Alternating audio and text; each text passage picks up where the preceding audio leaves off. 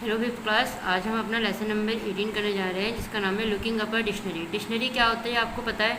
A dictionary is a collection of word in one or more specific language listed alphabetically which uses information, definitions, pronunciation and other information, or a book of word in one language with their equipment in other also known as a dictionary. मतलब dictionary वो हो, simply अगर हम समझे तो dictionary वो होती है जिसमें हर वर्ड का मीनिंग दे रखा होता है। अल्फ़ाबेटिकली मतलब सीरियल वाइज आपको सारे अल्फ़ाबेट्स दे रखे होते हैं और उनसे रिलेटेड जितने भी वर्ड्स होते हैं उन सब की मीनिंग्स उसमें दे रखी होती है। अब यहाँ पे आपको बोला है कि in an English dictionary which of this word will appear earlier.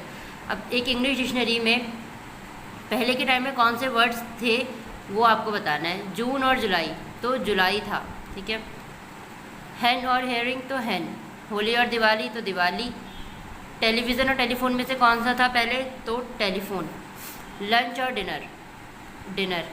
Grandfather और ग्रैंडमदर, तो ग्रैंडफादर था जो पहले ही वाली डिक्शनरी में था। ट्यूसडे और थर्सडे, तो थर्सडे। विंटर और स्प्रिंग, स्प्रिंग। इंडिपेंडेंस डे और रिपब्लिक डे, तो इंडिपेंडेंस डे था पहले की डिक्शनरी में। फैंटम और टिटिन, तो फैंटम। अब नेक्स्ट लेसन है आपका lesson number 19, fact about sun. Sun से रिलेटेड कुछ फैक्ट्स आपको दे रखे हैं जिनमें आपको ऑप्शनल दे रखा है, ऑप्शन पे आपको टिक करना है जो सही है। Answer this question about the sun. ये जितने भी क्वेश्चन है ये सन से रिलेटेड है हमारे, तो जो ऑप्शन सही है उस पर आप टिक करेंगे। Which is the largest object in our solar system. Largest object कौन सा है हमारा? सन, जुपिटर या सैटर्न, तो sun. The sun is a ball of burning gas. What gas is mostly made of.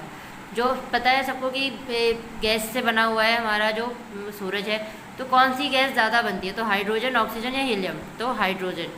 The sun send out a steady stream of particles which takes about 5 days to reach the earth. Sun से छोटे छोटे particles निकलते हैं जिनको 5 दिन लगता है अर्थ तक आने में। It can effect a lot of things including electronic communication. जो ये पार्टिकल्स जो निकलते हैं सन से और अर्थ तक आने में जिनको 5 दिन लगता है, ये बहुत सारी चीज़ों को इफेक्ट करते हैं। उसके साथ ही इलेक्ट्रॉनिक कम्युनिकेशन को भी इफेक्ट करते हैं। तो व्हाट इज़ इट कॉल्ड, तो इसे क्या कहते हैं? सोलर फ्लेयर, सोलर विंड्स या सोलर प्रोमिनेंस, तो सोलर विंड्स कहते हैं। When the electronic stream from the sun hits the upper atmosphere, beautiful lights display can be seen near the poles. What are they called?